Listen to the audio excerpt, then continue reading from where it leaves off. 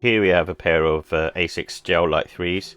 I bought these at the same time as Kayanos, and just want to see what they're like. They're bought on sale for £47, and this is basically what they're calling the Light Sage colorway, which is a green color. And the hues on this is really nice. It's different to a lot of other pairs that I've seen, and I'm a fan of blue anyway. And this is kind of using this light blue, not really baby blue, but it's kind of more of a almost to a photon dust kind of colorway. And I do like the sneaker. It's looks cool. However, I think it's kind of more on the firm side. So I tried it on, and it feels like a Reebok classic leather, but slightly more comfortable than that. There's a bit of give in the inside, in the midsole, but not too much. And I don't know whether that's coming from the insole or whether it's a gel light that's in there. And yeah, it's just a sort of standard sort of late 80s, 90s, early 90s trainer, and very much in that kind of mold really. It's good for sort of lifestyle wear, but I find them a bit too firm and a bit too sort of harsh on foot, and for that reason it's not one for me. But it's still a cool sneaker in my opinion. It looks nice. And the other thing that I don't get on with is the split tongue, because I have a wide foot. It just makes it kind of protrude like that, and it just looks weird on feet. Almost looks like you got ears on the top of your trainer.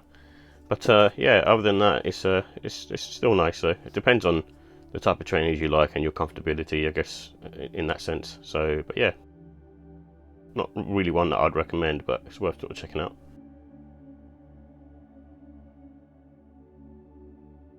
Here are the details for the 2023 ASICS Gel Lyte 3 OG in the Light Sage colour scheme. It comes in a light sage and sage grey colour scheme, and it has a gel cushioning in the heel with a polyurethane midsole, and it's primarily made up of leather, suede and mesh upper materials, and the price was £145. So in terms of comfort and sizing, I think these have a firm sole. I don't find them that comfortable. Like I said earlier, it's kind of similar to a Reebok classic leather, and I don't like wearing those either. These have just basically sort of neutral support around the arch. There's no sort of support really. It's very much a sort of late 80s, 90s runner. And there's no wearing time for these. It's just kind of be okay to sort of wear straight away. The only kind of wearing would be the sole itself. It probably just needs a bit of time to sort of work in. And you can go true to size with these. I felt they were okay true to size.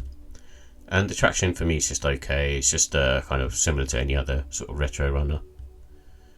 In terms of the looks and style, I think the neutral colours are really nice on the sneaker, and that's kind of what attracted to me. It looks different to other things. And then I noticed there's a little leaflet on the size tag where it sort of says basically what the material is made from. So it's basically taken influence from the Kodo incense burning ceremony, and basically that's reflecting the eucalyptus and I think it's pronounced hydrangea tea for the colourways. And I think these are good for sort of spring, summertime really. I don't really think this is a trainer to sort of wear to autumn, winter, mainly because of the mesh upper. And just mainly sort of wearing these casually. You can kind of dress them up slightly, but I think casually is okay. And you can go with sort of blue, white or green laces. And in terms of the final thoughts, I like the fact that the colourway is different and compared to other sort of Gel Lyte 3 sneakers that I've seen. And it's kind of neutral, but at the same time sort of funky colours, and it's lightweight. Even though it's got like a sort of firmer, sort of slightly sort of thicker sole and old tech, it's still sort of fairly lightweight for this type of trainer. The cons are the comfortability. I just don't really get on with these kind of types of trainers really.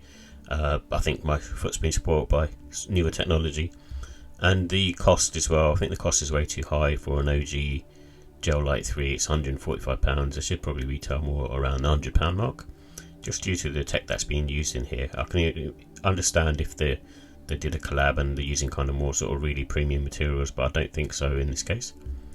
And the paintwork as well. There's some sloppy bits of paintwork around the kind of midsole of the sneaker where the plastic sort of tabs are, and there's also sort of a few glue stains here and there that I notice on the pair.